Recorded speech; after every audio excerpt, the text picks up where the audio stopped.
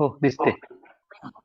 हो. आपण जे मेन ग्रंथ म्हणतोय ना लेवल 1+2 ला आधी फक्त इंट्रोडक्शन होतं. इंट्रोडक्शन म्हणजे सप्तांग योग, एरंडा म्हणजे सप्तांग योग एवढंच माहिती होतं. पण आता लेवल 1+2 दोघांना सुद्धा थोडंसं डीप आहे घेरंड संहिता. प्रत्येक अंग विचारतात सप्तांग मधला. तर जे महत्वाचे ग्रंथ आहेत वायवा पॉइंट ऑफ व्ह्यूनी हठयोग प्रदीपिका जो आपण डिटेलमध्ये बघितलाय, तो डिटेलमध्ये एवढ्यासाठी बघितला की हा लगेच समजावा म्हणून. मग तो आणि हा असा यातलं घेरंड संहितेमधलं मेनली षटकर्माच फार महत्वाचे आहेत. सो आज आपण हा ग्रंथ संपवणार आहोत, पण षटकर्म जे आहेत ना यातली डिटेलमध्ये, तिथे फक्त षटकर्मामध्ये प्रत्येक आता धौती एकच टाईपची होती, नेती एकच टाईपची होती, तसं इथे 21 टाईप्स आहेत टोटल. ओके, धौतीच एकट्या ज्या आहेत त्या 13 टाईपच्या आहेत, फक्त धौती. मग असं सगळं जे डिटेल बघायचं आहे ना आपल्याला, ते आपण कम्पॅरेटिव्ह फॉर्म मध्ये बघणार आहोत. हठयोग प्रदीपिकेमधला आणि घेरंड संहितेमधल्या फक्त षटकर्म या फॉर्म मध्ये बघणार. ठीक आहे, त्याचा एक वेगळा क्लास असणार आहे 1 तासाचा. म्हणजे कारण तुम्हाला तशाच टाईपमध्ये क्वेश्चन विचारतात फायनल एक्झाम मध्ये की धौती किती प्रकारच्या आहेत ऍज पर घेरंड संहिता. मग ती वस्त्र धौती असेल तर त्याची लेंथ किती असली पाहिजे, त्याची विड्थ किती असली पाहिजे, प्रिपरेशन काय आहे त्याच्यासाठी. कारण ह्या सगळ्या प्रॅक्टिस मधल्या आहेत, म्हणजे प्रॅक्टिस करतात त्याचं, आणि ऍज पर ग्रंथ आपल्याला माहिती पाहिजे. जरी एखादी गोष्ट प्रॅक्टिसमध्ये असेल आणि नसेल, फॉर एक्झाम्पल नेती जी आहे, सूत्रनेती आणि जलनेती आता जास्त वापरतात. जलनेतीचे फायदे खूप आहेत, पण जलनेती इज नॉट फ्रॉम एन्शियंट ग्रंथाच. या ग्रंथांमधलं जलनेती नाहीये, ते त्याच्यानंतर मॉडिफाय केलेलं जलनेती आहे. ठीक आहे, पण ते जरी आता जास्त वापरत असले तरी आपल्याला ग्रंथांमध्ये काय दिलेलं आहे हे माहिती पाहिजे. ओके, त्यानंतर त्राटक जे आहे, बाह्य त्राटक ग्रंथांमध्ये दिले, आंतर त्राटक नाहीये. पण हाच जो फरक आहे ना, हा माहिती असला पाहिजे. एक्सपेक्टेशन काय केलंय की ग्रंथांचा डीप स्टडी, डीप म्हणजे थोडा इतका डीप नाही, असं म्हणजे कसं आहे, लेवल 3+4 ला विथ श्लोक माहिती असणं गरजेचं आहे.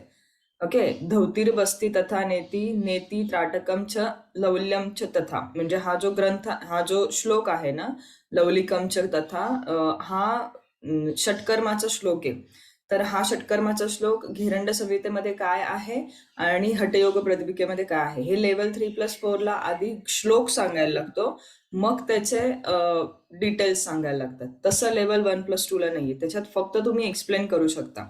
ठीक आहे, म्हणजे जसं वरचे लेवल जातात तशी डेप्थ वाढत जाते. सो हे सगळं मी गाईड करेन, फक्त तुम्हाला नॉलेज जे आहे हे लक्षात ठेवा काय काय आहे ते. आणि आता आपण करतानाच कम्पॅरेटिव्ह स्टडी करतोय. लास्ट टाइम जो आपण केला होता तो कम्पॅरेटिव्ह स्टडीज होता. ओके, म्हणजे आधीचे 2 आठवायला लागतात. पतंजलींनी काय सांगितलं आहे, तरी पतंजलींचा काय आहे, असं अष्टांग योग आहे, पण त्यातले यमनियम यांच्यात नाहीयेत. हठयोग प्रदीपिकेमध्ये यमनियम नाहीयेत. आसन आहे, प्राणायाम आहे, मुद्रा ऍडिशनल आहे, आणि समाधी आहे, धारणा ध्यान आहे, प्रत्याहार पण आहे याच्यामध्ये. घेरंड संहितेमध्ये फक्त यमनियम नाहीयेत याच्यात. ठीक आहे, सो तो होतो कम्पॅरेटिव्ह स्टडी. कळेल आता. बघा, जे आधीचे स्लाइड झालेत ना, ते त्यात थोडस आपण हे करूया, रिवाइज करूया. सो घेरंड संहिता यालाच घटयोग किंवा घटस्थ योग असंही म्हणतात. का म्हणतात आठवते कुणाला? कशाला घटची उपमा दिली आहे? जे मागच्या वेळेस होते त्यांना आठवतंय साधारण? आपली body. Correct, very good. So घट म्हणजे काय? घडा, मातीचा घडा असतो. मातीचा घडा, समजा आपण ते चाक असतं ना, त्या चाकावरती कुंभार बनवतो, तसं जर आपण बनवला मातीचा घडा आणि तसाच तो उन्हात सुकवला, उन्हात, भट्टीत नाही, उन्हात सुकवला, आणि तसाच तो पाण्यात ठेवून टाकला, तर काय होईल? पाण्यात ठेवला आपण, तो पाण्यात बुडवला, तुटून जाईल.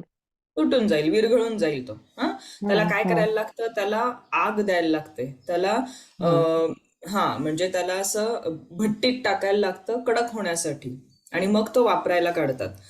मग घट म्हणजे आपलं शरीर असं कम्पेअर केलंय.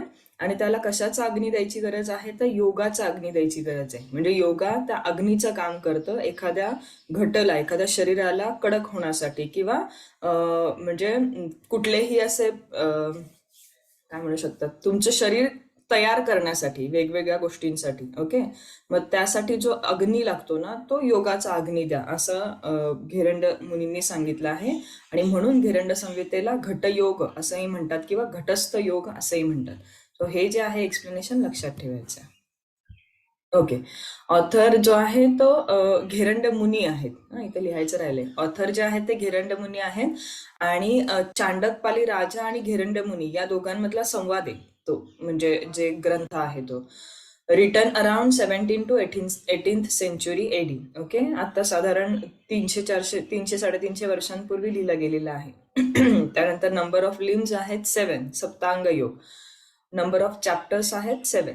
ओके, हे आपण बघितलं होतं. पतंजली ऋषीमुनींचा आहे अष्टांग योग, हठयोग प्रदीपिकेचा आहे चतुरंग योग, 4 अंग आहेत, आणि घेरंड मुनींचा आहे सप्तांग योग. ठीक आहे, आता पहिला आहे षटकर्म क्रिया. ओके, किती टाइप्सच्या आहेत हे मधल्या कॉलम मध्ये दिलंय आणि त्याचं फळ काय मिळतं. ओके, शुद्धी क्रिया केल्यानंतर काय बेनिफिट होतो ते शेवटच्या कॉलम मध्ये दिले. प्रत्येकाचे बेनिफिट दिलेत हे विचारतात, हे बेनिफिट आवर्जून विचारतात. तो हा तिसरा कॉलम पण इम्पॉर्टंट आहे, तो असंच नाही दिलाय, तो लक्षात ठेवायचा किंवा पाठच करायचा आहे.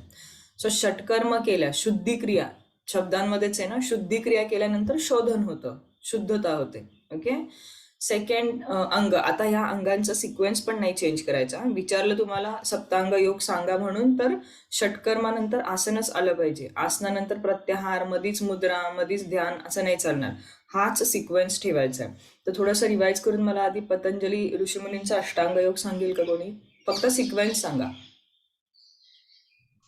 यम, नियम, आसन, प्राणायाम, धारणा, ध्यान, प्रत्याहार, धारणा, ध्यान, समाधी.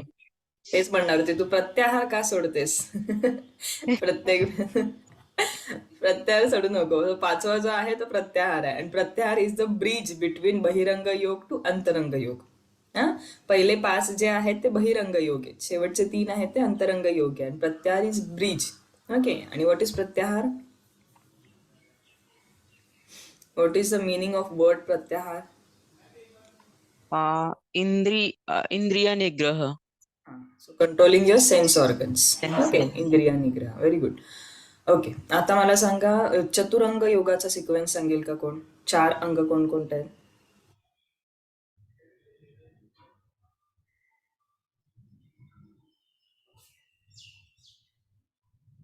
ट्राय करा. खूप डिटेल मध्ये पाहिला म्हणून नाही लक्षात राहिलं का?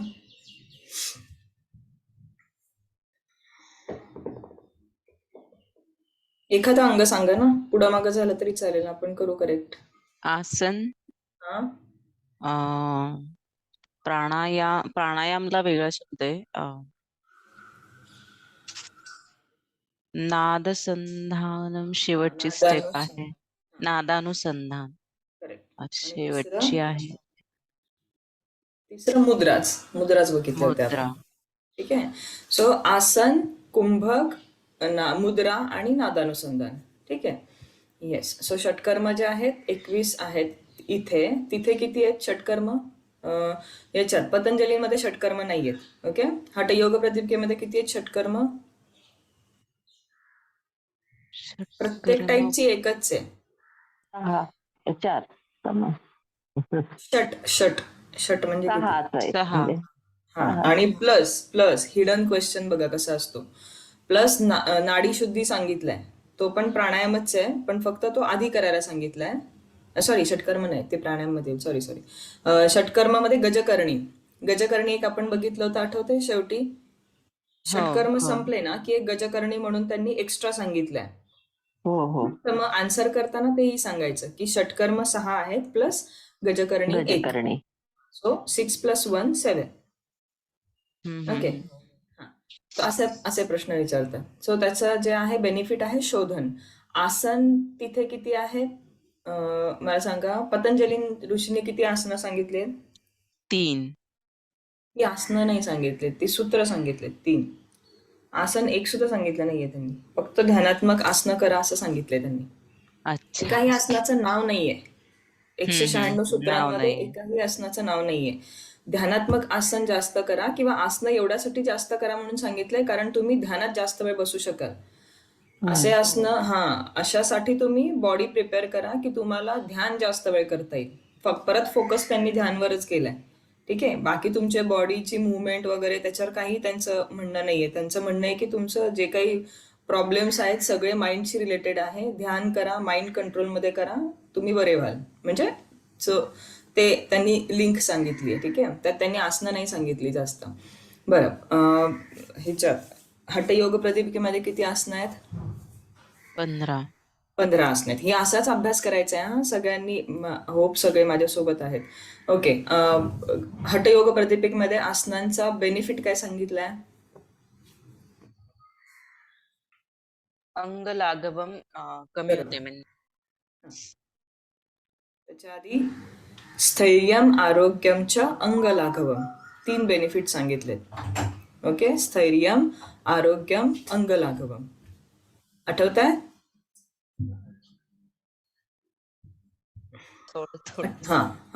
आता पतंजली ऋषीमुनींमध्ये म्हणजे अष्टांग योग मध्ये आहे आसन. त्याचे 3 सूत्र काय सांगितले?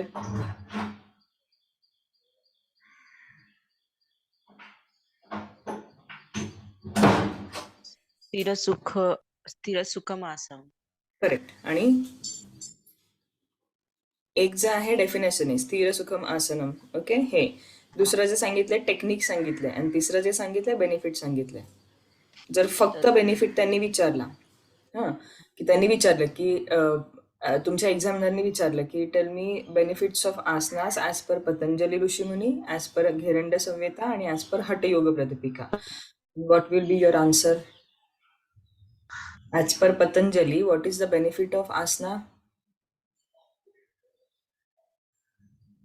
काल वाचलो होतं पण माझ्या लक्षात असं सांगणार आहेस का? ते शब्दच आठवत नाही.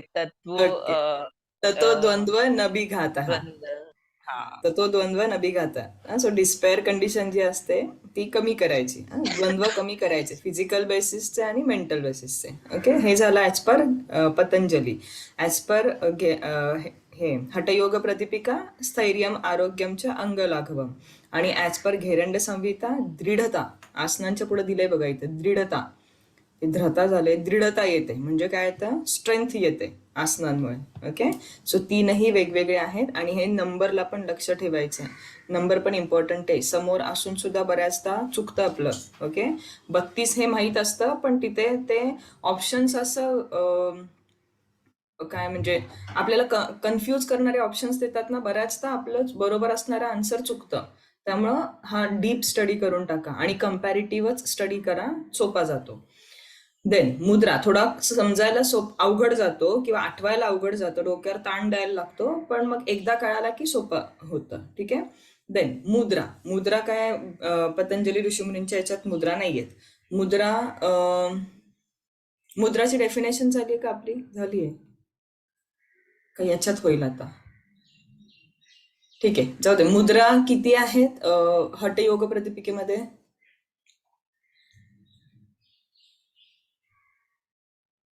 चला पटपट पटपट पटपट आन्सर करा, वेळ जातोय आपला. मुद्रा किती आहेत? दशकम. ओके. इदम ही दशकम मुद्रा. हे 10 मुद्रा पाठ करा. मुद्रांचं सूत्र पण पाठ करा, सोपं जाईल.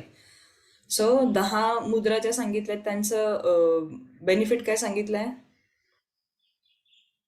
सगळ्यांचा मिळून एक बेनिफिट काय सांगितलंय 10 मुद्रांचा? जरा मरण नाशनम. म्हणजे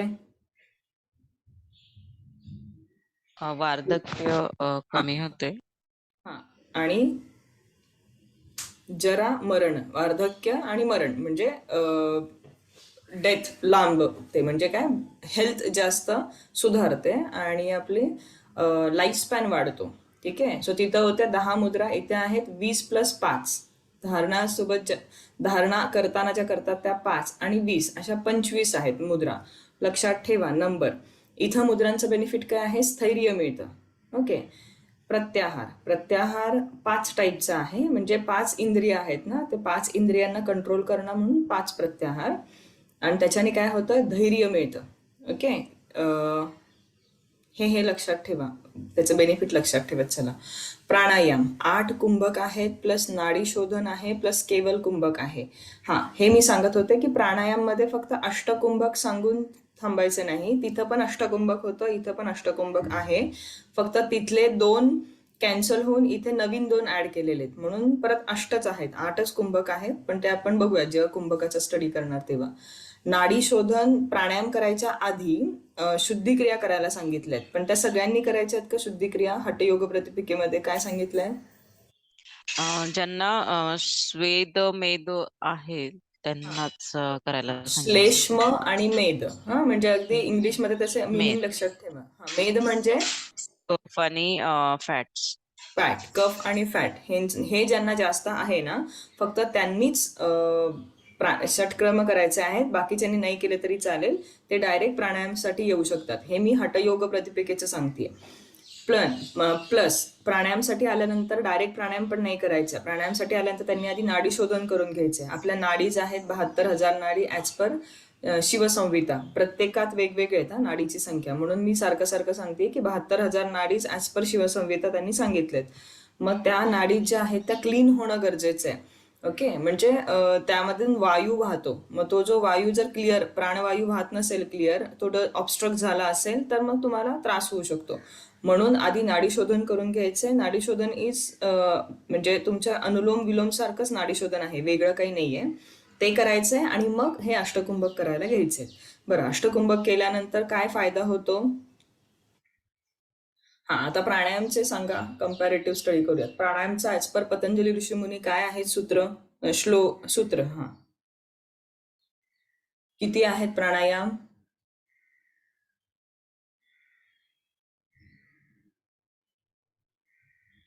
किती टाईपचे प्राणायाम सांगितले? बरं, डेफिनेशन काय? डेफिनेशन काय सांगितली आहे प्राणायामची ऍज पर पतंजली? श्वास आणि श्वास प्रतिश्वास यांच्या गतीचा छेद करणे. करेक्ट. सो तस्मिन् सती श्वास प्रश्वासयोः गतिर्विच्छेदः प्राणायामः. ठीक आहे, श्वास प्रश्वासच्या गतीचा विच्छेद करणे म्हणजे प्राणायाम करणे. ओके, आता what is definition of pranayama as per Hatha Yoga Pradipika? Definition नाही सांगितले त्याच्यामध्ये, पण which are the types of pranayama और कुंभक? कुंभकचे टाईप किती सांगितले? हेच सांगितले नाही, 8 आहे ना, 8 अष्टकुंभक आहे. सो अष्ट हेच सगळं सांगितलंय, 8 कुंभक प्लस नाडी शोधन प्लस केवल, ते सगळं ना प्राणायामचं सेम आहे. इथे फक्त 2 कुंभक जे आहेत ते वेगळे आहेत.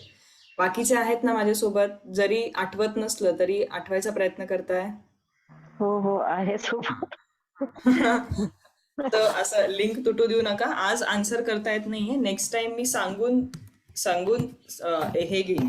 हे कम्पॅरेटिव्ह स्टडी तुम्हाला अभ्यास करून या असं सांगेन आपलं घेरंड समिका संपल्यानंतर, आणि मग आपण तेव्हा स्टडी करू, तेव्हा सगळ्यांनी आन्सर करा. ओके, याची पीडीएफ पाठवली का?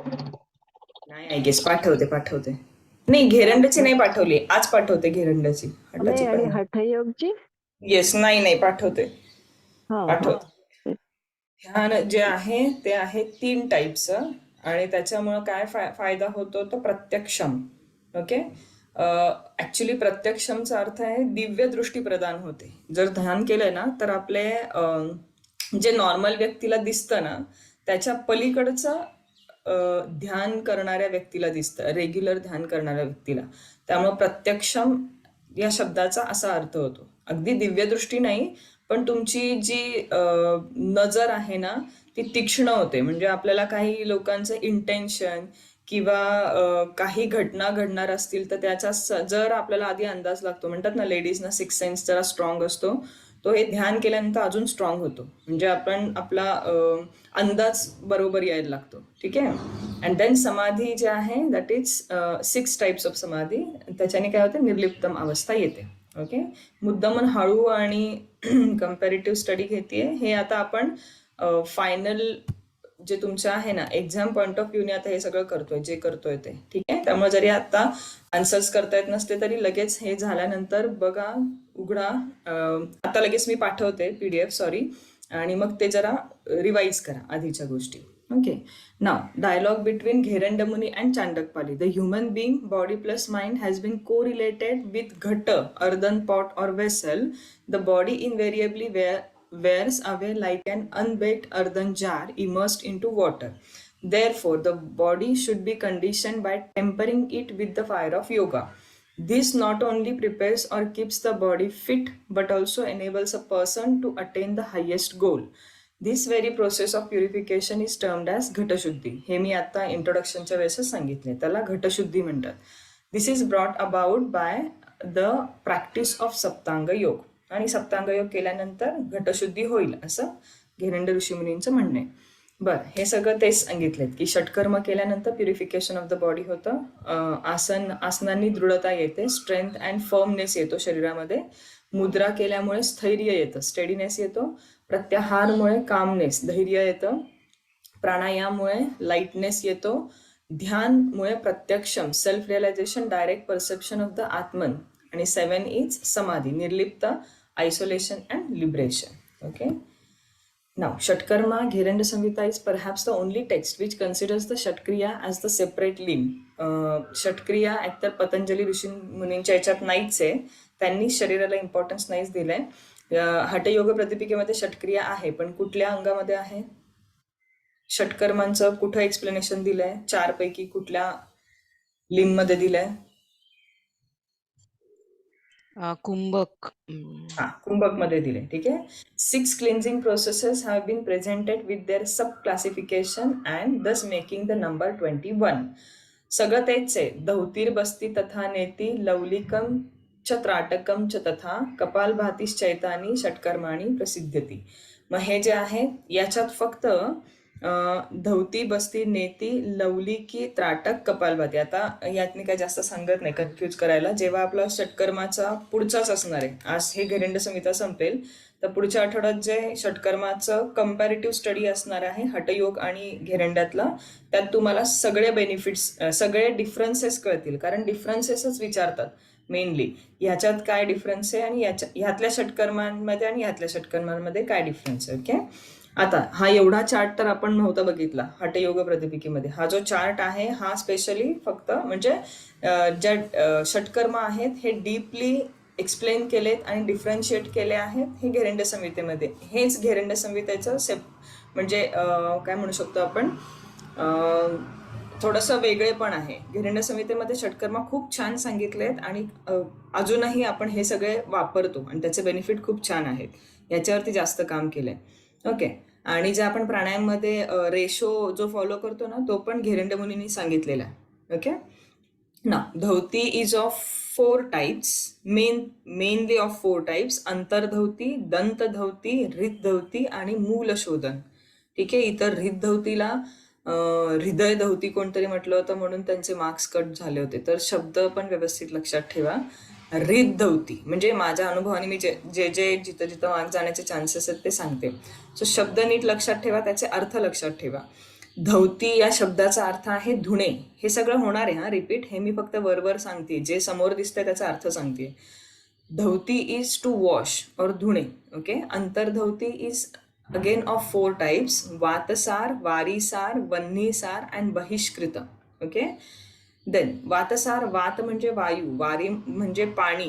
ओके. वन्नी म्हणजे अग्नी आणि बहिष्कृत त्याचा शब्दाचा अर्थ नाही. सो ह्या वरतीचे जे वात, वारी आणि वन्नी आहेत, वायू तोंडात न गिळून बराच वेळ तो होल्ड करणं आणि ॲनसद्वारे बाहेर काढणं. वारीसार बराच वेळ होल्ड करणं आणि एकतर तोंडावाटे किंवा ॲनसद्वारे बाहेर काढणं, अशा टाईपचे ह्या धौतीज आहेत. ठीक आहे. ही लोक आधी करायचे हे सगळं आणि म्हणून त्यांची जी डायजेस्टिव्ह सिस्टीम असायची ती क्लीन असायची. धौती स्पेशली डायजेस्टिव्ह सिस्टीमसाठीच आहे.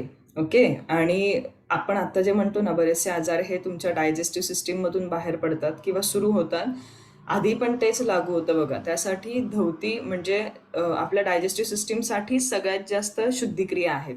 ओके. ती जितकी क्लीन असेल तितके तुम्हाला आजारपणं कमी असतात. साधारण 80 ते 90% आजारपणं हे पोटाच्या मार्गातनं सुरू होतात. म्हणजे सुरू होतात, नंतर त्याचे कन्व्हर्जन दुसऱ्या लेवलला होत असेल, पण सुरू तर पोटातनं होतात. ठीक आहे ना. Neti is cleansing of nasal tract. Okay.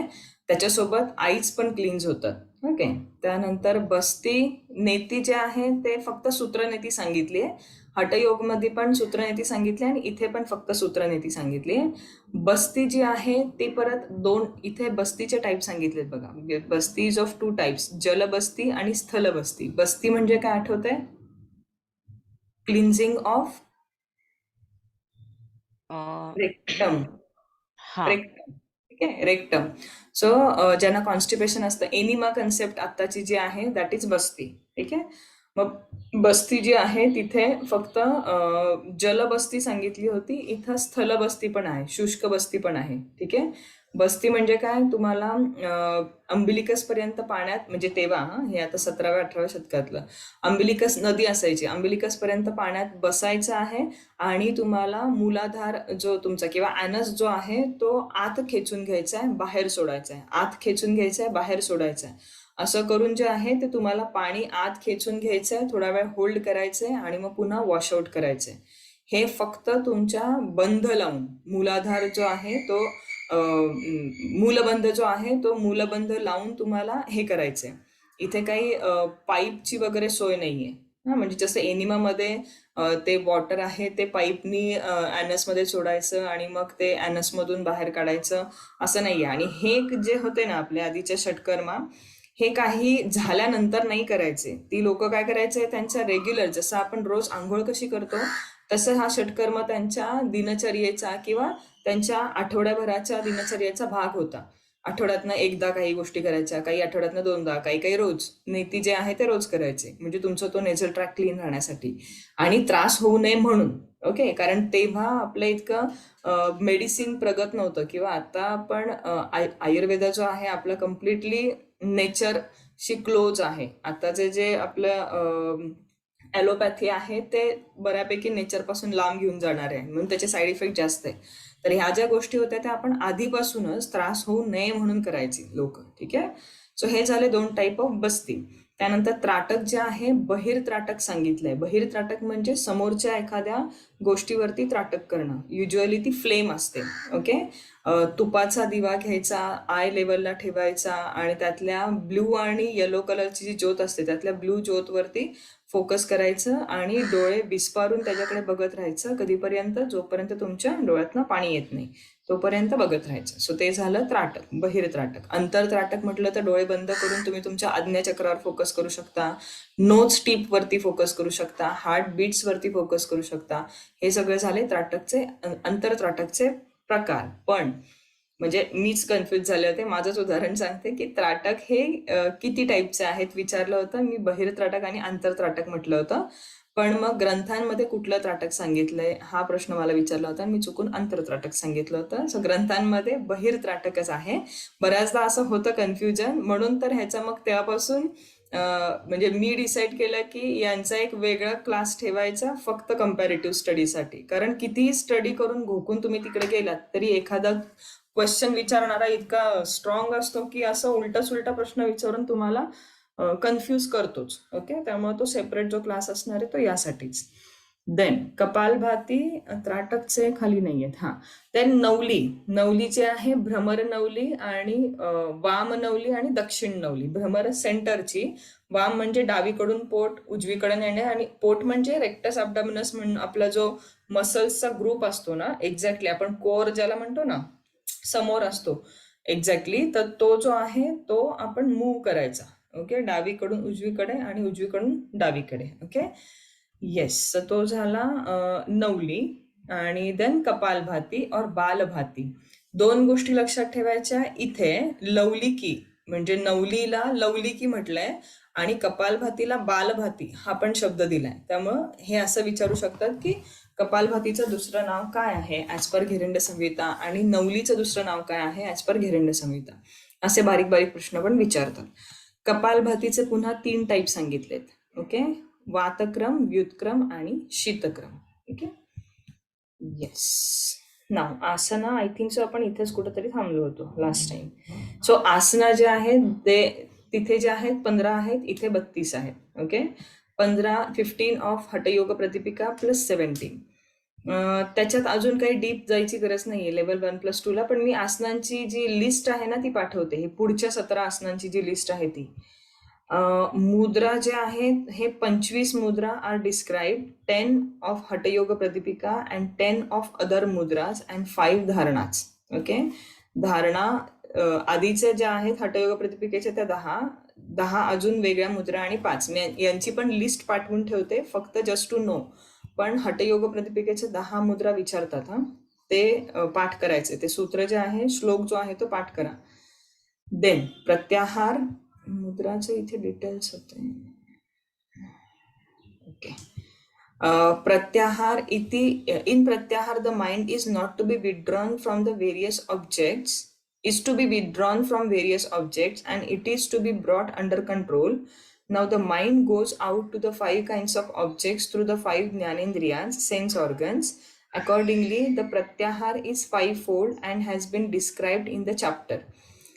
5-fold आहे प्रत्याहार, कारण 5 सेन्स ऑर्गन्स आहेत ना, त्यांना कंट्रोल करण्यासाठी तो 5-fold आहे and has been described in the chapter, in this chapter. So प्रत्याहार हा फक्त 5 प्रकारचा आहे, इतकंच लक्षात ठेवा, खूप डीप नका जाऊ. ना प्राणायामचे थोडे त्यांनी हे सांगितलेत, रूल्स सांगितलेत असं म्हणू शकतो आपण. डीप म्हणजे या ग्रंथामध्ये थोडंसं डीपली प्राणायामचे रूल सांगितले. प्रिपरेशन मध्ये प्लेस, जागा कशी पाहिजे, टाइम, मिताहार आणि प्युरिफिकेशन ऑफ नाडीज, या 4 गोष्टींवरती फोकस केला. ते एक एक बघूयात. So place, one should not start practice of yoga in a far off place, nor in the forest, not in a capital city, nor in the midst of the crowd. Okay, so हे place म्हणजे आपल्याला गुरु हे मठ ची concept आपण बघितली होती, आठवते? हठयोग प्रदीपिकेमध्ये मठ कसा असला पाहिजे, योगिक मठ, त्या टाईपचे एक्सप्लेनेशन इथं दिले. त्याचाच म्हणजे त्याचा सार इथं दिलाय की one should not practice yoga in a far off place, खूप लांब असं नाही असलं पाहिजे, कारण त्या साधकाच्या बेसिक गरजा आहेत त्या भागतील अशी जागा पाहिजे. नॉर इन द फॉरेस्ट, कारण तिथे वन्य प्राणी असतात, त्यामुळे त्यांच्यापासून लांब, इतकंही लांब नाही जायचं की त्यांचा धोका राहील. Not in the capital city, म्हणजे लोकवस्तीत नाही आणि खूप दूर पण नाही लोकवस्तीपासून, कारण खाण्यापिण्याची सोय पण झाली पाहिजे, पण त्यांचा डिस्टर्बन्स पण नाही जाणवला पाहिजे. कन्सेप्ट ऑफ योगिक मठ हट जे आहे ते सांगितलेलं आहे मी तुम्हाला, कसं असलं पाहिजे ते हठयोग प्रदीपिकेमध्ये दिले. Time, one should begin the practice of yoga in Vasant, spring and Sharad, autumn.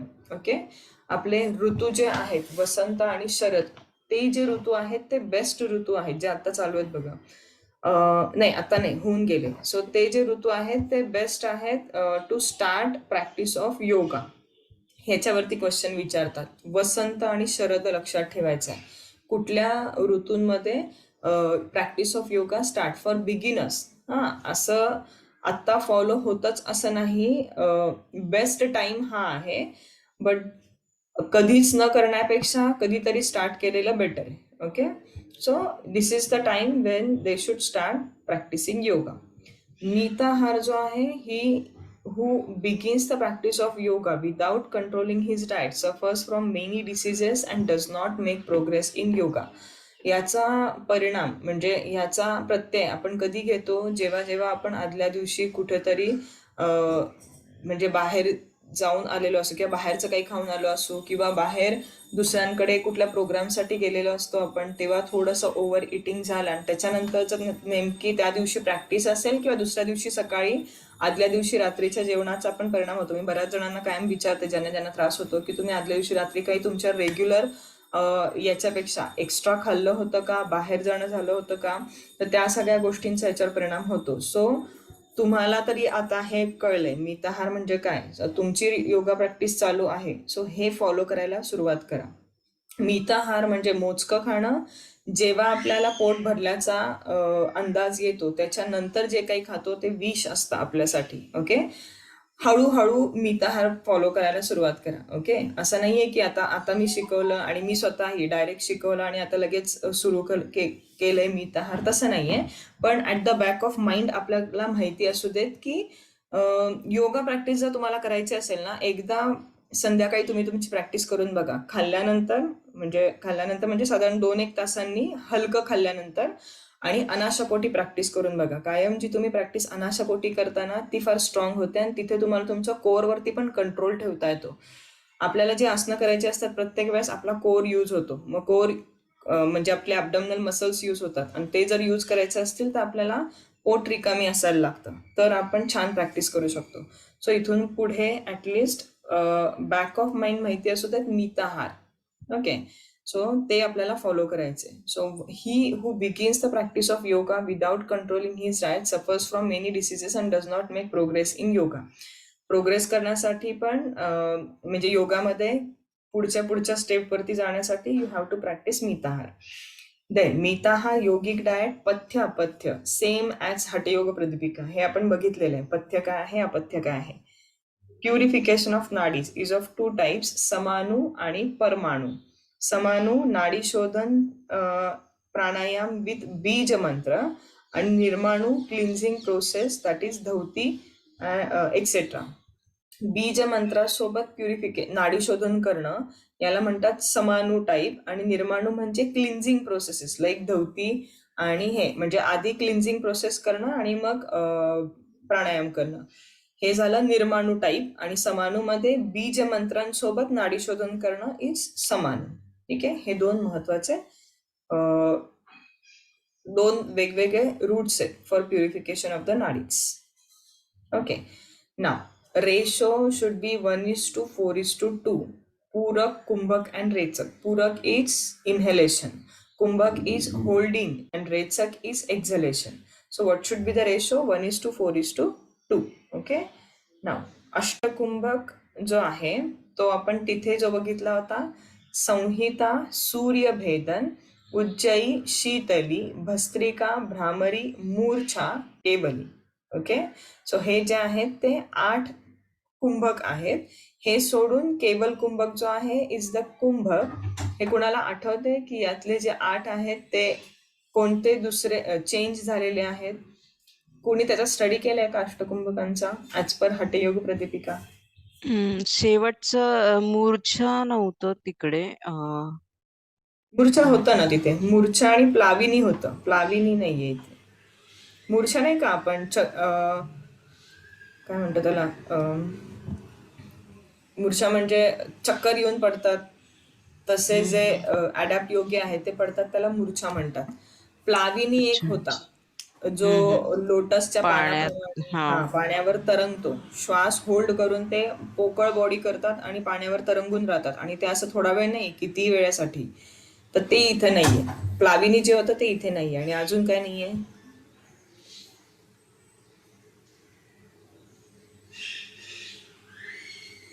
Okay, जेव्हा तुम्ही आता स्टडी कराल तेव्हा आपण हे करू कंपॅरिझन. ओके, केवल कुंभक is the kumbhak which can be performed by an adept yogi at a wheel and for any duration of time without there being any emphasis on inhalation or exhalation prior to the kumbhak. Okay, मी सांगितलं होतं की हा जो अनुभव आहे हा आपण युजली कपालभाती जेव्हा करतो म्हणजे मे बी आपण 60चा 1 सेट करतो, असे 60चे 2 सेट 3 सेट करत असू किंवा ओंकार आपण म्हणणार असो 21 ओंकार, आपल्याला 21 पण पुरेसे आहेत किंवा 51 जेव्हा आपण म्हणायला जातो तेव्हा एका लेवलला असं होतं की ओंकार संपल्यानंतर एक थोडा श्वास होल्ड होतो आपल्याकडनं. म्हणजे त्यावेळेस असं होतं की आपण श्वास घेऊही नये आणि सोडूही नये अशी जी अवस्था येते तो झाला तुमचा केवल कुंभक. म्हणजे तो आपला काही सेकंदांचा असतो आणि हे अडॅप्ट योगींचा तो बराच वेळ राहतो.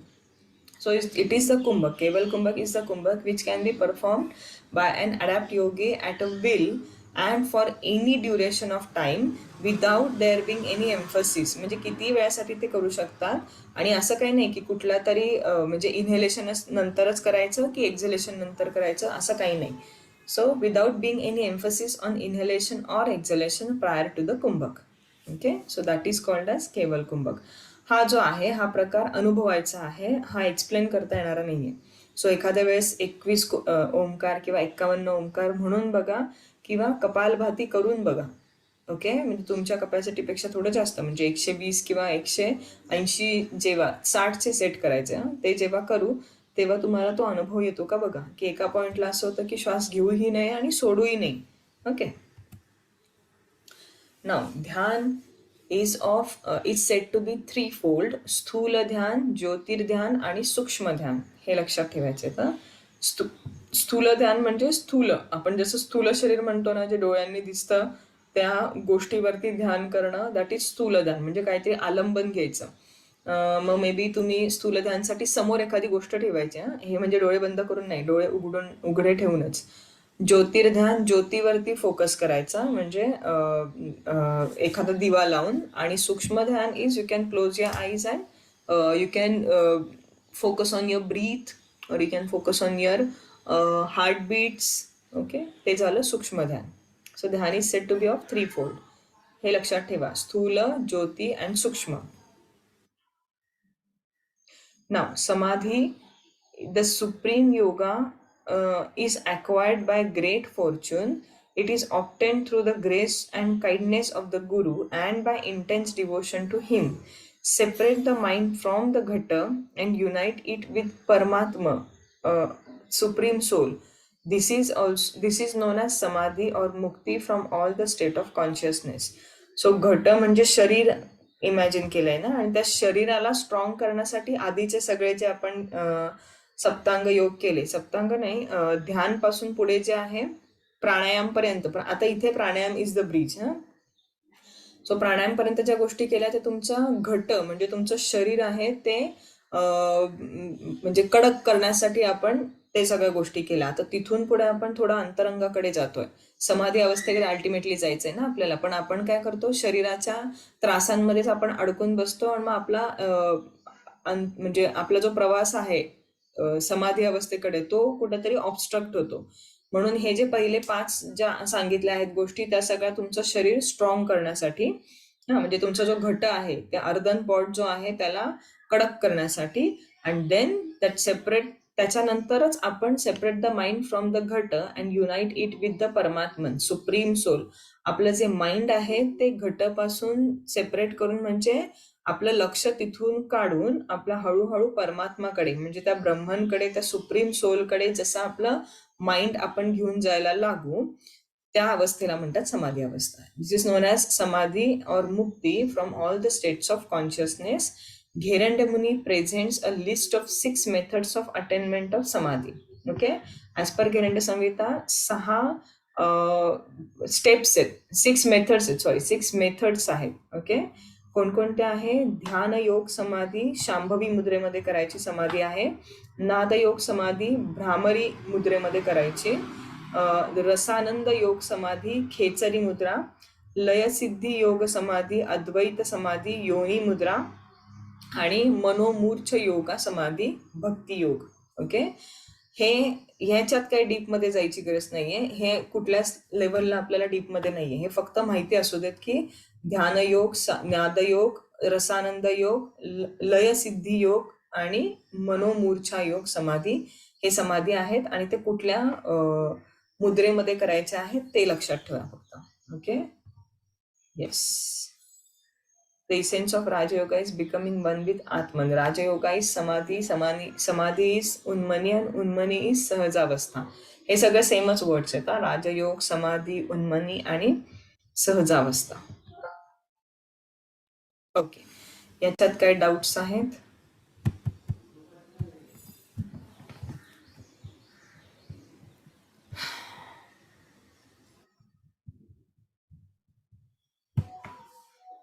आहेत का सगळे?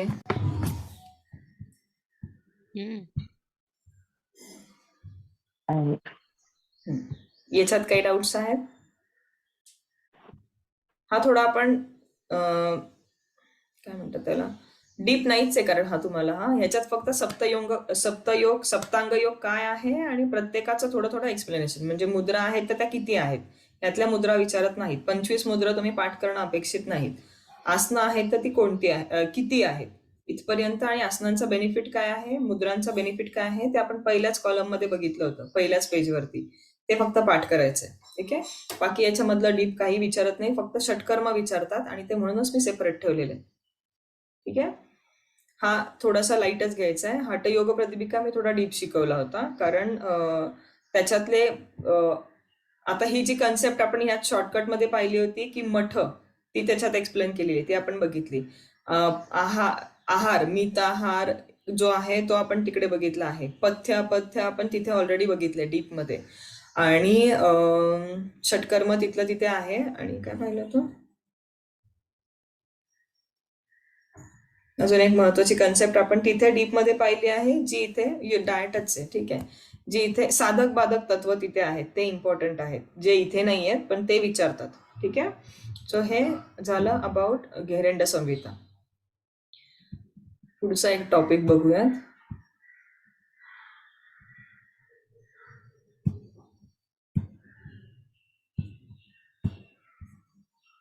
सो कम्पॅरेटिव्ह स्टडी लक्षात आला असेल तर असा करायला लागा. प्रस्थानत्रयी सेपरेट टॉपिक आहे, सेपरेट टॉपिक आहे हा.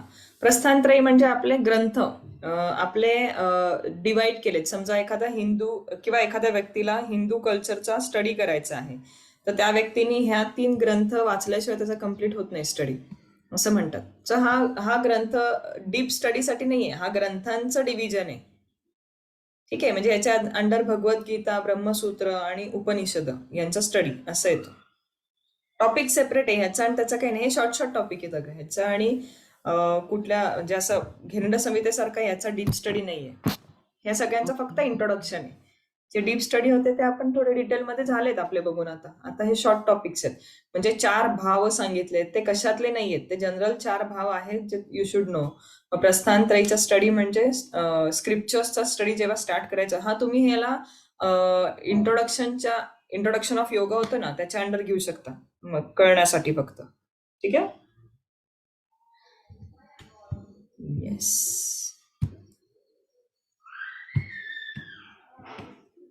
Now brief about prasthanatrayi. Prasthan means, आवाज येतोय ना माझा? फक्त हो नाही सांगा. येस. सो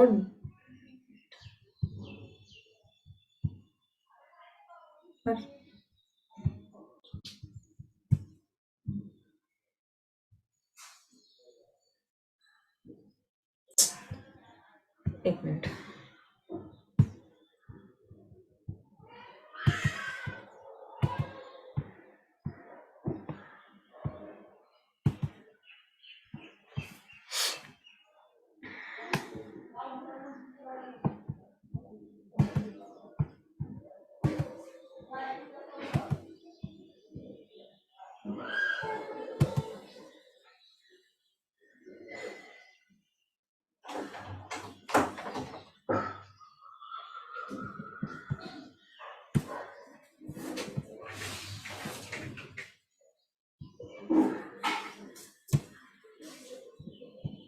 एकच मिनिट हा, माझ्याकडनं क्लोज झालं ते.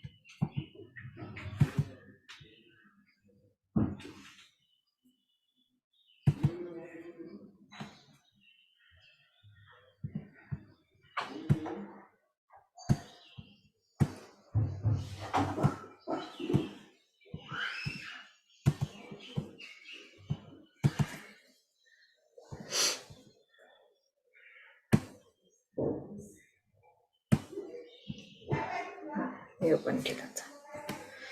हा, ब्रीफ अबाउट प्रस्थानत्रया. प्रस्थान means departure or exit or to pass. Traya means 3. Okay, there are 3 doors to depart or to exit or to pass through. Okay, 3 door आहेत जे ज्याच्या थ्रू आपण जाणं गरजेचं आहे. ओके, ते म्हणतात ना की तुम्ही जन्माला आलं तर ह्या गोष्टी वाचल्याशिवाय किंवा ही एक गोष्ट केल्याशिवाय तुम्हाला मरण येऊ नये, अशी ती गोष्ट आहे. असं जे आहे, म्हणजे एवढ्यासाठीच तर आपल्या भारत भूमीला इतक्या सगळ्या गोष्टीचा म्हणजे स्पर्श झालेला आहे की आपल्याकडे इतक्या सगळ्या गोष्टी आहेत, म्हणून तर लोक अट्रॅक्ट होतात आपल्या कल्चरकडे. तर त्यातले हे 3 महत्वाचे. Prasthanatraya, traya means 3. Okay, there are 3 doors to depart or to exit or to pass through. No study of Vedanta is considered to be complete without a close examination of prasthanatrayi. Okay, वेदांताचा कुठला स्टडी, आता आपले वेद आणि उपनिषद सगळ्यात एन्शंट आहेत पण आपण बघितलं असेल तर नाही, काल मी लेवल 3 ला योग वसिष्ठ शिकवत होते. सो त्याच्यात मध्ये सुद्धा योग वसिष्ठांच्या त्या ग्रंथामध्ये सुद्धा बुद्धिझम, जैनिझमचा थोडा थोडा रेफरन्स आलेला आहे. सो आपला जो काही स्टडी आहे ना, तो स्टडी सगळ्या गोष्टींना इन्क्लूड करून घेणार आहे. ठीक आहे. सो वेदांत मधल्या ज्या गोष्टी आहेत, मध्ये वेदांमधले श्लोक आहेत. त्यानंतर ब्रह्मसूत्र तर एन्शियंट म्हणजे आत्ताच आहेत, रिसेंट आहेत, ज्याच्यामध्ये आपण तंत्र योगा कसा आहे आपण म्हटलं होतं की आधी एन्शियंटचे जे काही टेक्निक्स आहेत त्याला ते आधी कंटेम्पलेट करतात की हे टेक्निक आता वापरण्यासारखे आहेत का, आणि मग ते सुधारून घेतात. जसंच्या तसं आधीचं नॉलेज घेत नाही, त्याच्यात थोडंसं मॉडिफिकेशन करतात as per need of current situation, आणि मग ते मॉडिफाय करून यूज करतात. ते झाले ब्रह्मसूत्र, सगळ्यात रिसेंट जे आहेत ते. पण जसं जसं एन्शियंट नॉलेज आहे, no study of Vedanta, Vedanta म्हणजे उपनिषदांचा जो स्टडी आहे किंवा वेदांचा जो स्टडी आहे, it is considered to be complete without the close examination of these prasthana. हे जे 3 प्रस्थान आहेत यांच्याशिवाय त्यांचं स्टडी कम्प्लीट होत नाही. Prasthanatraya is an authoritative text of Hinduism. It is primary source of Vedanta philosophy, includes saar, essence of वेदाच. सगळ्यात एन्शंट वेद आहेत आणि त्यांचा सार किंवा इसेन्स आपल्याला हवा असेल तर it is the primary source of Vedanta philosophy. म्हणजे तुम्हाला आता समजा स्टडी करायचा आहे ग्रंथांचा, वेदांचा, तर ते फार अवघड आहे संस्कृत भाषेमध्ये, किंवा सगळं डायरेक्ट डोक्यावरून जाणार आहे. मग तुम्हाला जर करायचं असेल तर तुम्ही स्टेप बाय स्टेप करा. मग आधी तुम्ही म्हणजे सगळ्यात सिम्पलर जो आहे तो फॉर्म घ्या, मग त्यातनं थोडासा इंटरमिजिएट फॉर्म मध्ये जा, आणि मग थोडासा डीप किंवा थोडासा ऍडव्हान्स किंवा थोडा अवघड जो आहे तो फॉर्म वाचायला सुरुवात करा. मग तुम्हाला ते जे ज्ञान आहे ते समजून घेणं सोपं होऊन जाईल. याचे क्लासेस चालतात बाय द वे, माहिती असेल तुम्हाला तर, की वेद आणि उपनिषद शिकवणारे पण क्लासेस असतात. कुणाला चान्स मिळाला तर आवर्जून शिका. म्हणजे असा एखादा क्लास लावता आला तर लावा. खूप सुंदर आणि खूप छान अनुभव मिळतो तो. ठीक आहे. प्रस्थानत्रय कन्सिस्ट ऑफ श्रुती प्रस्थान, स्मृती प्रस्थान आणि न्याय Prasthana. Okay. Shruti is what you heard. Shruti प्रस्थान म्हणजे वेद. आपले वेद जे आहेत ते रिटर्न स्वरूपात नव्हते ना. आपण बघितलं की आपले जे ऋषीमुनी होते ते साधनेमध्ये, ते जे तप करायचे, साधना करायच्यात आणि डीप स्टेटमध्ये ज्या साधनेमध्ये जायचे, तेव्हा त्यांचे जे इतकं साधना स्ट्रॉंग असायची की ते इतक्या डीप निघून जायचे त्या साधनेत की तिथे त्यांना युनिव्हर्स मधून जे नॉलेज ऐकायला यायचं ते साधनेतनं बाहेर आल्यानंतर त्यांच्या शिष्यांना सांगायचे. ते जे नॉलेज आहे ते म्हणजे वेद आहेत. वेद कुणीही बसून लिहिलेले नाहीयेत. वेद हे IQ स्वरूपातले आहेत आणि ते पुढे फॉरवर्ड झाले. ओके. स्मृती म्हणजे रिमेंबरन्स, आठवणं. ओके. मग ते आपलं जे भगवद्गीता आहे ती स्मृती प्रस्थानमध्ये येते. देन न्याय प्रस्थान. न्याय प्रस्थान म्हणजे आता जे मी सांगितलं की सगळं जे IQ म्हणजे श्रुती आणि स्मृती प्रस्थान मधले जे काही टॉपिक्स आहेत त्या टॉपिक वरती विचार विनिमय करून त्याचा थोडंसं मॉडिफाय करून आताच्या गरजेनुसार ज्याच्यावरती अभ्यास भरपूर झाला आहे, जे टॉपिक मॉडिफाय करून आपल्या समोर आणले, दॅट इज न्यायप्रस्थान. ओके. डीप नाहीये. पुन्हा तुम्हाला फक्त इंट्रोडक्शन आहे. Introduction to Prasthanatrayi. डीप नाहीये, हे फक्त इंट्रोडक्शन आहे. म्हणून तर ही शॉर्ट स्लाइड आहे. एक 8-10 स्लाइडचाच हा टॉपिक आहे, खूप डीप नाहीये.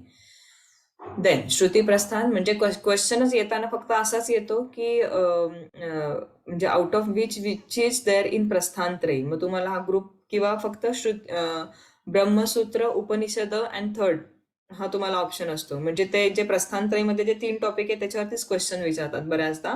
एखाद्या वेळेस विचारलं तर ब्रह्मसूत्र किती आहेत वगैरे असं विचारू शकतात, किंवा भगवद्गीतेमध्ये अध्याय किती आहेत आणि सूत्र श्लोक किती आहेत, अशा टाईपचा क्वेश्चन एखाद्या वेळेस विचारलं तर विचारतात. ना shruti prasthan, shruti means revealed of or heard. Okay. ऐकले, IQ स्वरूपातले, अबाउट ब्रह्मन.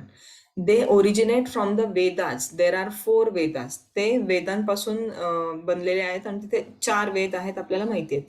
उपनिषदास आर श्रुती प्रस्थान. ओके. वेद आणि उपनिषद जे आहेत ती म्हणजे आपण जो प्रस्थानत्रयीचा अभ्यास करणार आहोत तो हे 3 आहेत. उपनिषद आहेत, भगवद्गीता आहे आणि ब्रह्मसूत्र. या तिघांना एकत्र प्रस्थानत्रयी असं म्हणतात. सो श्रुती प्रस्थान जे आहे ते उपनिषद आहे. Okay. There are 11 principal Upanishad.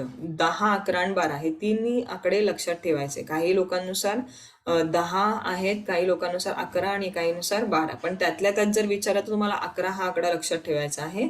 एकूण उपनिषद किती आहेत? 4. एकूण टोटल उपनिषद किती आहेत? वेद 4 आहेत. हा, हा, हा. त्यातले महत्वाचे उपनिषद 11 आहेत, पण एकूण किती आहेत? 108. ओके, 108 उपनिषद आहेत, त्यातले 11 इम्पॉर्टंट आहेत. Then smriti prasthan. Smriti means remembered, interpreted, composed by sages on the basis of their understanding. आता हे जे आहेत श्रुती प्रस्थान हे सगळे IQ स्वरूपातले. त्याच्यावरती कंपोज बाय सेजेस, संतांकडून on the basis of their understanding, त्यांच्या अंडरस्टँडिंग नुसार जे लिहिले गेले आहेत, इंटरप्रिट केले गेले आहेत, रिमेंबर केले गेले आहेत, दॅट इज स्मृती प्रस्थान. मग ते भगवद्गीता हे स्मृती प्रस्थान आहे. आपण रिमेंबरन्स करतो भगवद्गीतेतल्या श्लोकांचं.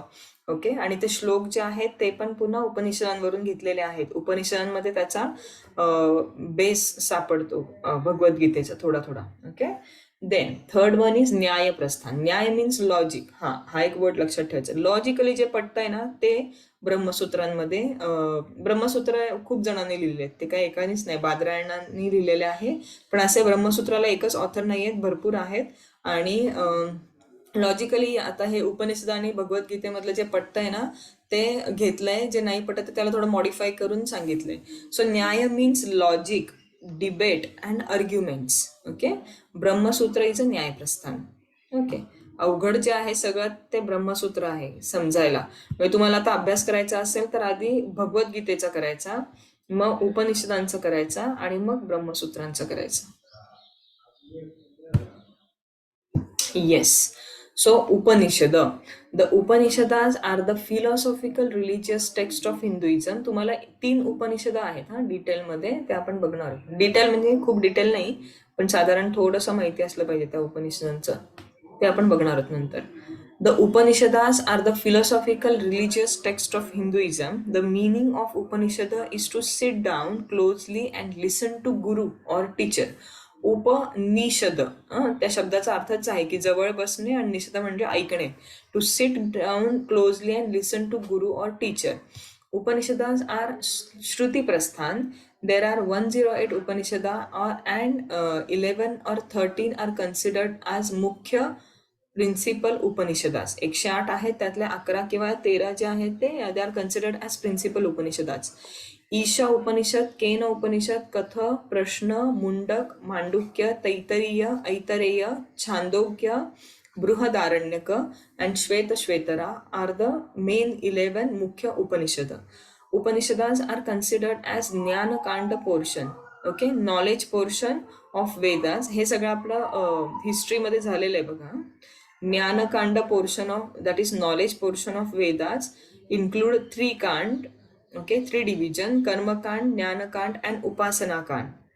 Jnanakand is that portion of Veda that includes knowledge portion of the study of Brahman, knowledge of ultimate reality. So Jnanakand जो आहे त्याच्यामध्ये नॉलेज आहे. हे कर्मकांड आणि उपासनाकांड हे बाकीचे 3 डिव्हिजन आहे. उपासनाकांडमध्ये आपण बघितलेलं आहे हे सगळं. कर्मकांडमध्ये ते जे रिच्युअल्स आहेत ते सगळे असतात, आणि उपासनाकांडमध्ये आपण बघितलं आहे की स्टडी म्हणजे कुठला पोर्शन येतो जो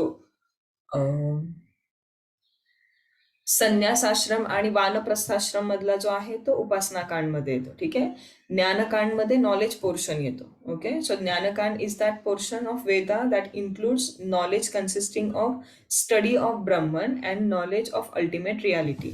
सो त्या नॉलेज पार्ट मध्ये पण स्टडी ऑफ ब्रह्मन म्हणजेच अल्टिमेट रियालिटी बद्दलचं नॉलेज आहे. Okay, so that is Upanishad. इतकंच आहे. ओके, इंट्रोडक्शन मध्ये इतकंच आहे, आणि मेन 3 उपनिषदांचा स्टडी आहे तो आपण नंतर बघूया.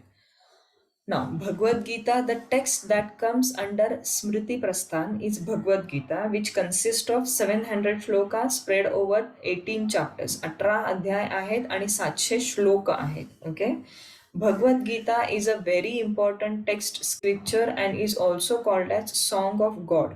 ओके, गीता आहे ना, भगवद गीता देवाचं song. It is considered as a manual of life and a Bible of Hinduism. Okay, Bhagavad Gita is a part of epic Mahabharata dated some 5,000 years back. It is a dialogue between Lord Krishna and distressed Arjuna. Okay, when Arjuna was in a complete dilemma and was in no state to fight war against his near and dear ones, that is when Lord Krishna gives Arjuna a upadesha in the midst of battlefield of Kurukshetra, which has remained as a guidance book for generations to come. आता हे सगळं आपल्याला माहिती आहे. आपण भगवद्गीतेतलं हे पाहिलंय, healthy living as per भगवद्गीतामध्ये आहार विहार आचार विचार ते टॉपिक आपण पाहिलेत ना. हा टॉपिक झालाय आपला छोटा, पाहिलाय की नाही? आहेत का सगळे? माझं ऍक्च्युली 2 क्लासेस मिस झाले, त्यामध्ये नक्की काय झालंय मला ते असं आठवतंय की नाही झालंय बहुतेक हे. आहार विहार आचार विचार हा छोटा टॉपिक नाही झालाय. नाही माझ्या झालं. माहितीनुसार भगवद्गीतेचा नाही घेतलाय आपण. नाही झालं. आपण फक्त भगवद्गीतेचा एक तो क्लास घेतला होता, ते विजय मल्ल्या सर होते हा. त्यांच्या. हा हा हा बाकीच्यांना बाकी नाही आठवतंय का? झालेलं आहे.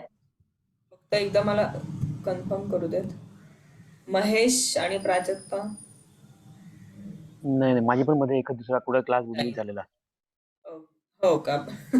मग मी कोणाला शिकवलं असेल, मग मी तो लेवल दुसऱ्या विगडेला शिकवला असेल, तो मग नाही, घेऊयात मला आपण. वाटतं आपल्याला नाहीच झालंय इथे खरं. इथे नाही Actually. झालंय. ओके ठीक आहे, हा हा. शिकवायला घेते. इन केस तुम्हाला आठवलं तर मग सांगा झालंय नाही हो झालंय हो, तर. ठीक आहे? जरूर जरूर. हे झाल्यानंतर मग आपण घेऊयात जर वेळ असेल तर, अदरवाईज मग इथेच थांबूया. Okay, so Bhagavad Gita is very important text scriptures and is also called as song of God. It is हे झालंय also considered as a manual of life and Bible of Hinduism. आता अजूनही आपण तो रेफर करतो आणि आपल्याला साधारण आता माहिती आहे की अर्जुन आणि कृष्णामधला संवाद आहे कुरुक्षेत्रावरती, जेव्हा अर्जुनाला त्याच्या जवळच्याच लोकांसोबत युद्ध करायचं होतं, पण त्याला म्हणजे त्याची कंडिशन नव्हती. तो हे सगळं बघून फार दुःखी झाला होता. त्याला इच्छा होत नव्हती आणि त्याला जेव्हा पळून जावंसं वाटत होतं किंवा निघून जावंसं वाटत होतं, हे सगळं युद्ध वगैरे नको होतं का, म्हणजे संहार होणार आहे तो माहिती होता आणि कोणतरी एक जिंकणार आहे आणि आपल्याच लोकांना आपण मारायचं हे पटत नव्हतं. म्हणून त्यांनी जेव्हा नकार दिला युद्धाला, अगदी मोक्याच्या क्षणी युद्ध सुरू असताना, तेव्हा जी भगवंतानी म्हणजे श्रीकृष्णांनी जी सांगितली ती आहे भगवद्गीता. त्याचा रेफरन्स अजूनही आपण घेतो. सांगताना त्याला सांगितली आहे, हे सगळे सिम्बॉलिक व्यक्ती होत्या, पण साधारण आपण त्याच अवस्थेत असतो आणि आपल्याला सांगण्यासाठी म्हणजे आपल्याला कळण्यासाठी आपण म्हणजे सिम्बॉल ते यूज करतो, पण ते आपल्यासाठी लागू पडतं की आयुष्यात कुठल्या क्षणी कसं वागायचं, हे सगळं जे नॉलेज आहे त्यांनी दिलेलं ते आपल्याला इम्पॉर्टंट आहे. Okay, Bhagavadgita covers the gist of 3 main paths that leads to moksha or solvation. कर्मयोग, भक्ति योग अँड ज्ञान Yoga. Yoga, Karmayoga yoga for of selfless action, Bhakti Yoga yoga of devotion, Jnanayoga yoga of knowledge. हे तर आपण लास्ट वीकच पाहिलं. Okay, so countless commentaries by many. हे जरी तिन्हीही सांगितले असले तरी भगवद्गीतेतला मेन कुठला योग एक्सप्लेन केलाय या 3 पैकी? कर्मयोग ना. कर्मयोग सांगितलं. सो ते लक्षात ठेवा, कर्मयोग हा मेन योग सांगितला आहे, जो जास्त एक्सप्लेन केलाय, ज्याच्यावर जास्त फोकस केलाय भगवद्गीतेत. Countless commentaries by any sages and scholars interpreting Bhagavad Gita have been written since ages, which includes Adi Shankaracharya, Ramanujacharya, Madhavacharya, Sridhara, and even modern gurus like Sri Aurobindo and Swami Vivekananda. प्रत्येकाने त्याच्यावरती भाष्य केलं आहेत, commentaries लिहिल्या आहेत बघा. भगवद्गीतेवरती सगळ्यांच्या commentaries आहे. प्रत्येकाने प्रत्येक श्लोकाचा अर्थ त्यांच्यानुसार घेतलाय, त्यांच्या अंडरस्टँडिंगनुसार, त्यांच्या स्टडीजनुसार त्याचा घेतलेला आहे. आपण कुठला फॉलो करायचा हे आपण ठरवायचं, म्हणजे सगळ्यांचे अंदाज घ्यावा. म्हणजे भगवद्गीतेवरती प्रत्येकाने केलेल्या कमेंट्री वाचल्याशिवाय आपल्याला कळणार नाही. ओके, तो डीप स्टडी झाला. जेव्हा आपण तो वाचू तेव्हा आपल्याला कंपॅरिझन कळेल की आदी शंकराचार्यांनी पहिल्या श्लोकाचा अर्थ असा घेतला असेल तर रामानुजाचार्यांनी त्या श्लोकाचा अर्थ कसा घेतलाय.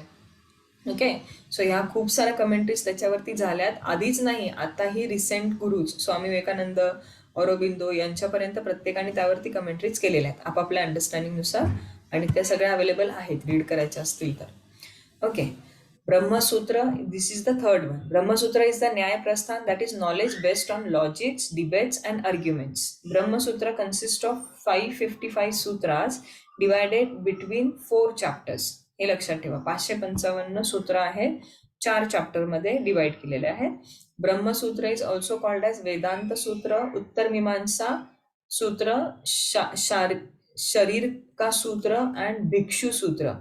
हे 4 नावं लक्षात ठेवायचे आहेत. असेच काहीतरी क्वेश्चन्स विचारतात. ओके, म्हणजे जे त्यांच्यामध्ये कसं असतं, 60 क्वेश्चन पैकी 20 असतात एकदम सिंपल, 20 असतात इंटरमिजिएट आणि 20 असतात एकदम अवघड. अवघड म्हणजे क्वेश्चन सोपा असेल पण तिथं उत्तर अवघड करून ठेवलेली असतील. म्हणजे आपल्याला कुठल्या तरी 2 आन्सर मध्ये कायम द्वंद्व राहतं की हे आन्सर असेल की हे आन्सर असेल. म्हणजे म्हणून तुमचा स्टडी थोडासा डीप असू देत.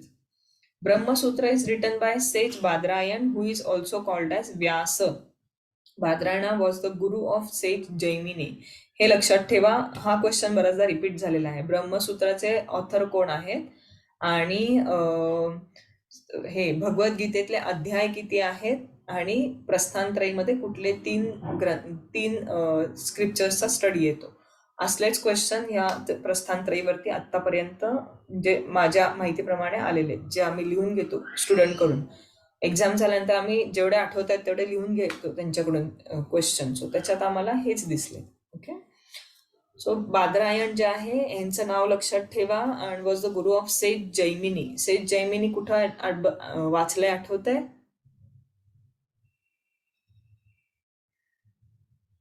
सेज जैमिनी कुठं वाचलं होतं आपण? सुरुवातीला षड्दर्शन बघितले होते.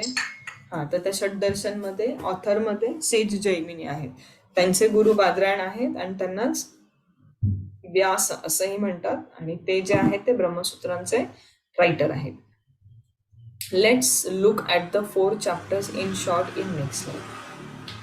First chapter is Samanvay Adhyay, Harmony. This chapter talks about Brahman, the ultimate reality, which is the goal of human life. Okay, ब्रह्मन बद्दल सांगतात समन्वय अध्यायामध्ये. एकदम शॉर्ट मध्ये सांगितलंय. अध्याय खूप मोठे मोठे आहेत पण फक्त काय आहे त्याच्यात एवढंच सांगितलंय. So this chapter talks about Brahman, the ultimate reality, which is the goal of human life. To know Brahman and to get one with Brahman is goal of human life. त्या ब्रह्मन बद्दल नॉलेज झालं ना की बऱ्यापैकी म्हणजे आपण close आलो किंवा आपण बऱ्यापैकी गोष्टींमधून अटॅचमेंट मधून फ्री होतो.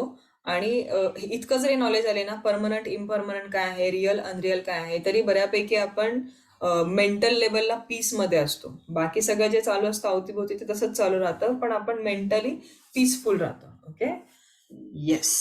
Then second one is Avirodha, non-conflict. This chapter discusses and proves wrong the possible objections against Vedanta philosophy raised by opponents. मी जसं सांगितलं की ट्रेडिशनल वेजनी जे काही आपल्या समोर आलेलं आहे म्हणजे काय, वेदांत फिलॉसॉफी, वेदांत म्हणजेच उपनिषद. तर त्यातली जी काही फिलॉसॉफी आहे त्याच्यावरती खूप विचार विनिमय, खूप लोक मी काय म्हटलं, रायटर खूप आहेत, एकटे बादरायणच नाही आहेत, म्हणजे खूप जणांचं त्याच्यामध्ये इन्व्हॉल्वमेंट आहे. मग त्याच्यावरती बऱ्याच जणांचं काय म्हणतात त्याला, डिबेट असतं ना, तसं डिबेट टाईप चालू असायचं. खूप सारे ग्रुप, डिबेटसाठी 2च ग्रुप असतात पण खूप सारे ग्रुप किंवा खूप साऱ्या व्यक्ती आपापला जो पॉइंट ऑफ व्ह्यू आहे तो ठेवणार आणि त्यातनं जे ते सगळं जे आहे ते अविरोध या सेकंड चॅप्टर मध्ये आहे. Then third chapter is sadhana और practice. This chapter describe the process by which the emancipation, freedom from bondage can be achieved. Okay, जे आपण बघितलं ना कर्मयोग मध्ये ते birth, rebirth, birth, death, rebirth ही जी आपली सायकल आहे मोक्षाची, त्याच्यामध्ये this chapter describe the process by which emancipation, freedom from bondage can be achieved. तर त्या प्रोसेस बद्दल सांगितलं आहे 3ऱ्या चॅप्टरमध्ये. 4था चॅप्टर आहे फल. This chapter talks about the state that one achieves in final emancipation. कुठल्या कर्माला काय फळं मिळतात त्याबद्दल याच्यामध्ये थोडंसं सांगितलंय फल किंवा फ्रूट अध्यायामध्ये. सो एकदम लाईटली याला घ्या, हे खूप डीप नाही आहे. सो इतकंच इनफ आहे. ओके, प्रस्थानत्रयींचं तुम्हाला इतकं नॉलेज असणं इनफ आहे. नंतर तुम्ही जेव्हा पुढचे कराल पुढचे हायर स्टडीज म्हणजे ह्यातलंच लेवल 3-4 तेव्हा तुम्हाला कळेल पुढचं काय आहे ते. ठीक आहे, इथपर्यंत 10 मिनिटं आहेत अजून आपल्याकडे. मी फक्त ते ओपन करते, तोपर्यंत तुम्हाला काय बोलायचं असेल तर बोलू शकता. जरा तुमचे रिव्ह्यूज सांगा, काय वाटतंय, कसं वाटतंय, सिलेबस पुढे चाललाय, सण आले आहेत पुढे, अभ्यासाचं काय, तुमचा टार्गेट काय करताय. एक टार्गेट ठेवा, त्याशिवाय होत नाही अभ्यास. वेळ मिळेल तसा अभ्यास करेन असं डोक्यात नका ठेवू. एक टार्गेट ठेवा की मी दिवाळीच्या आधी लेवल 1 क्लिअर करणार आहे. मग असं पण रॅन्डम किंवा वेग टार्गेट नाही ठेवायचं. कॅलेंडर समोर घ्यायचं, त्या डेट बघायचा, कारण दिवाळी कधी आहे ते बघणं गरजेचं आहे. ऑक्टोबरच्या एंडला दिवाळी असेल तर ऑक्टोबरच्या मिडमध्ये किंवा ऑक्टोबर 1 तारखेला मी I will be prepared completely for exam. तुमच्यासाठी पुष्कळ आहे वेळ. अर्धा किंवा 10 दिवस ऑगस्टचे आहेत आणि सप्टेंबरचा अख्खा महिना आहे. ओके, तर त्यासाठी तुम्ही प्रिपरेशन करू शकता. आहेत का सगळे? जरा बोला. हो. हो, आहे. सप्टेंबर एंडला आपण म्हणजे बोललो होतो एक्झाम. ना, मला मॉक सप्टेंबर टेस्ट एंडला. सांगा. मी मॉक टेस्ट कधी घ्यायची? जेव्हा तुम्ही प्रिपेअर्ड असाल तेव्हा मी मॉक टेस्ट एक्झामिनर्सना बोलवणार आहे बाहेरच्या. आपण मुद्रा योग मधून एक्झाम देतो, तसं कंपल्शन नाहीये. तुम्हाला कशा कुठल्याही संस्थेत त्या PRCB मधून द्यायचं असेल तर तुम्ही देऊ शकता. फक्त तिथले एक्झामिनर येतील की नाही माहित नाही. मुद्रा योग मधले ओळखीचे आहेत ते येऊ शकतात एक्झामसाठी. ओळखीचे म्हणजे ओळख एवढ्यापर्यंतच असते की ते तुम्हाला ट्रेन करतील एक्झाम. मॉक तेच एक्झाम क्वेश्चन साठी म्हणताय कुठल्या ना? टाईपचे क्वेश्चन विचारतील हे येऊ शकतं. तेच क्वेश्चन फायनल एक्झामला येतील असं नाही. फक्त तुम्हाला ती डेप्थ कळेल की माझा अभ्यास ह्या डेप्थ पर्यंत झाला पाहिजे, एवढ्यासाठी ती मॉक टेस्ट असते. त्या एक्झामिनरला थोडंसं तुम्ही यूज टू होता एवढंच, बाकी काही नाही. तेच एक्झामिनर असतील असंही नाही. त्यांचा एक ग्रुप असतो, 7-8 एक्झामिनर्सचा. सो तुम्हाला त्या टाईपचेच क्वेश्चन, असं खूप फार अगदी मॉक टेस्ट वेगळी झाली आणि क्वेश्चन जरा वेगळेच विचारले असलं काही नसतं. फायदा होतो मॉक टेस्टचा. पण तुम्ही मला मॉक टेस्टची डेट सांगा. त्याच्या आधी आपण इन्स्टिट्यूट लेवलची एक एक्झाम घेणार आहोत. यावेळेस एक्झामिनेशनला तुम्हाला प्रिपरेशन करायला लागणार आहे भरपूर. मी करून हो. घेणार तुमच्याकडून. मग ती मॉक टेस्ट असणार आहे आणि मग तुमची फायनल एक्झाम असणार आहे. मॉक टेस्ट पासून फायनल एक्झाम 20 दिवसांच्या अंतरावरती आपण ठेवतो. हो. मॉक टेस्ट दिली की लगेच एक्झाम हे फॉर्म भरून टाकायचा एक्झामचा आणि मग साधारण तुमच्याकडे एक्झाम फॉर्म भरल्यापासून 20-25 दिवस असतात. असं आहे. सो सप्टेंबर मिडला जरी आपण भरतोय ना तरी ऑक्टोबर मिड पर्यंत तुमची एक्झाम होत असते. आपण मॉक टेस्टची जरा कॅलेंडर समोर काढा आणि डिस्कस करा. आता हे संपत आलंय, ह्याचं एवढं काही टेन्शन घेऊ नका. किंवा जे राहिलंय ना ते एकदम सोपं आहे. मला कॉन्फिडन्स आहे तुमच्यावरती की तुम्हाला त्याचं काय, आता जे राहिलंय ते खूप अवघड नाहीये. तुम्ही त्यातनं व्यवस्थित क्रॉस होऊन पलीकडे जाल. लेवल 1च आधी द्या, माझं म्हणणं राहील. लेवल 2च्या वेळेस आपण परत प्रिपरेशन करूयात. जेव्हा सगळ्यांनी एकत्रच द्या लेवल 1 आणि लेवल 2 पण एक 3-4 महिन्यांनी एकत्रच द्या, म्हणजे मला सगळ्यांचे रिव्हिजन घेता येईल एकत्र. मग आपण त्यात अनाटॉमी पासून सगळी रिव्हिजन घेऊ. ओके, असं आता जे लिंक लागली ना छान, ती अशीच राहू देत सगळ्यांची. सगळ्यांसोबतच एकत्र झालं ना तर होतं, नंतर एकटं काही होत नाही. ज्या इच्छेसाठी, ज्या रिझनसाठी एक्झाम देताय, ओके, तो आठवा आणि तयारीला लागा. मला ग्रुपवरती डिस्कशन दिसू देत की अमुक 1 तारखेला असं आहे, मग कधी द्यायची किंवा कधी आपण मॉक टेस्ट प्लॅन करायची ते आधीच सांगा. बोला ना, तुमचं काय व्ह्यूज आहेत, बोला. कॅलेंडर घेऊन बसा 2 मिनिटं समोर, असेल वेळ तर. मिड सप्टेंबर आय थिंक आपण मॉक टेस्ट मॉक घेऊ टेस्ट ठेवूया. शकतो. मॉक टेस्ट ही 100% सिलेबस झाल्यानंतरची मॉक टेस्ट आहे. त्याच्या 1 आठवडा आधी इन्स्टिट्यूट लेवलची एक्झाम असणार आहे. हो चालेल, मग ती घेऊयात आपण. मिड सप्टेंबरला ती पण घेऊया. इन्स्टिट्यूटची एक्झाम झाल्यावर पण तुम्हाला 1 आठवडा आहे ना अभ्यास करायला. इन्स्टिट्यूटची एक्झाम म्हणजे काय, तुम्हाला माझ्याशी व्यवस्थित बोलता येईल. अमुक एक टॉपिक जरा नाही कळाला किंवा कळालाय पण बहुतेक तो आन्सर करताना नाही नीट कळत आहे, असं काहीतरी हे करता येईल. ठीक आहे. प्रॅक्टिकलचं प्रत्येक आसन घेऊन त्याचे बेनिफिट्स पाठ करायचे नाहीयेत. मेन काय आहे तर तुम्हाला त्याच्या मागचं स्ट्रेचिंग कुठं होतंय हे कळलं पाहिजे. मेन मसल्सचा आपण अभ्यास करूयात. म्हणजे मी सांगेन तुम्हाला, खूप नाही आहेत, 5-6 मसल्सच आहेत पूर्ण बॉडीमधले. मेजॉरिटी आसनं त्याच मसल्सवरती काम करतात. ओके. आणि बारीक बारीक मसल्सची नावं लक्षात ठेवायची गरज नाही. हे पण मसल तुम्हाला डीप मध्ये नाहीयेत, पण मी सांगते तुम्हाला कॉन्फिडन्स यावा म्हणून, की अमुक एक पश्चिमोत्तानासमध्ये तुमच्या हॅमस्ट्रिंग्सवर स्ट्रेच येतो, काफ स्ट्रेच होतो, पश्चिम भाग जो आहे त्याचा स्ट्रेचिंग होतं. इथपर्यंत सांगितलं तरी पुष्कळ. त्याचा आपण एक लेक्चर घेणार होतो ना. You are suppose to explain all types of ठीक आहेत ना, मसल. आपला सिलेबस कम्प्लीट झाला की घेते ना. ओके, चालेल. आणि जर इन केस आदले मधले एखादा दिवस लागला, उशिरा जरी क्लास घ्यावा लागला तरी घेऊयात. पण एक प्लॅन आता हिने सांगितलं 15 सप्टेंबर, तो तो तसाच ठेवूया प्लॅन. एक आठवडा किंवा एक महिना आहे, 3 आठवडे तरी आहेत इथून पुढे. सो रोजचे 1-2 तास तुम्ही त्याला द्यायला सुरुवात करा. ओके. ठीक आहे. येस. हा, आता हेल्दी लिव्हिंगचं एक्झाम फक्त एक्झाम अशी असेल ना टार्गेट, तर मग अभ्यास होतो. नाही तर मग होतो, तरच होतो. नाही तर मग अजून अवकाश आहे, मग करू हा असं होतं. हा हा, तसंच होतं. त्यामुळेच म्हणते की तुम्ही आणि टार्गेट करा. आता लिंक मध्ये आहे. एकदा सिलेबस संपल्यानंतर मग ती लिंक परत नाही लागणार. तर मग हम्म. सिलेबस संपला की लगेच आपण 15 सप्टेंबरच्या आसपास इन्स्टिट्यूटची टेस्ट घेऊया. ती झाल्यानंतर अच्छा. साधारण 1 ते 2 आठवड्यात मॉक टेस्ट घेऊया आणि त्यानंतर आफ्टर 20 डेज ओके. इन्स्टिट्यूटची एक्झाम झाल्यावरती प्रिपरेशन मध्ये तुम्हाला अंदाज येईल. आधी हा मध्येच फॉर्म भरू आपण. इन केस तुला चालेल. वाटलं, तुम्हाला कॉन्फिडन्स वाटला की सप्टेंबर एंड पर्यंत फॉर्म भरूया. ऑक्टोबर, मला वाटतं एंडला आहे ना दिवाळी? ऑक्टोबर नाही एंडला आहे. बघितले मी हो, अजून, पण ऑक्टोबर एंडला आहे. एंडला हा आहे. मग ऑक्टोबर अख्खा आहे तुम्हाला. चालेल. म्हणजे पहिल्या अगदी दुसऱ्या त्याच्या आठवड्यात होईल, म्हणजे होऊ शकतं. ऑक्टोबरच्या. हा हा, लेवल 1 साठी हा खूप आहे. हा जो तुम्ही वेळ देताय ना, हा लेवल 1 साठी खूप आहे. यात लेवल 2 पण होईल, इतका वेळ आहे हा. म्हणजे आरामात द्या. लेवल 1चा आधी व्यवस्थित स्टडी करून लेवल 1 द्या, मग लेवल 2 द्या. मग आपण करू प्रिपरेशन तसं. 15 सप्टेंबरला आपण इन्स्टिट्यूटची एक्झाम ठेवू. ठीक आहे. चालेल. मग 15 नंतर पुढे 30 सप्टेंबरच्या दरम्यान आपण ह्याची ठेवू, मॉक टेस्ट ठेवू. म्हणजे मग ऑक्टोबरमध्ये ह्याच्यामध्ये सॉरी, ही जी आपण प्लॅन करत आहोत इन्स्टिट्यूट मॉक टेस्ट, त्याच्यामध्ये फक्त लेवल 1 चा सिलेबस असेल ना?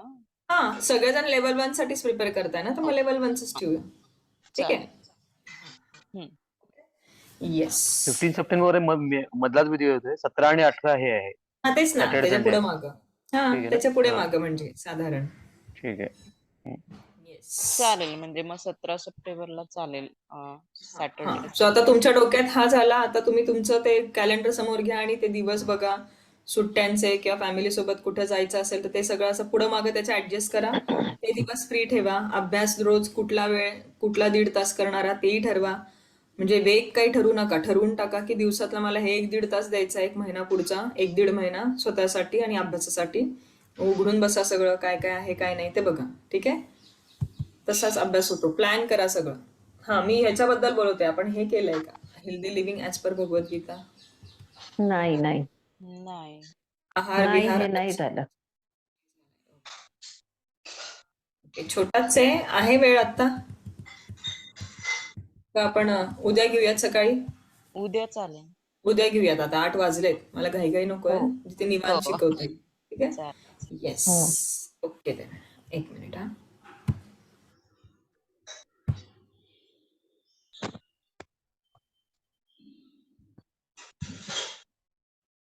ओके. प्राजक्ताचं पण तेच म्हणणं आहे, गणपती नंतर घेऊया, काही हरकत नाही.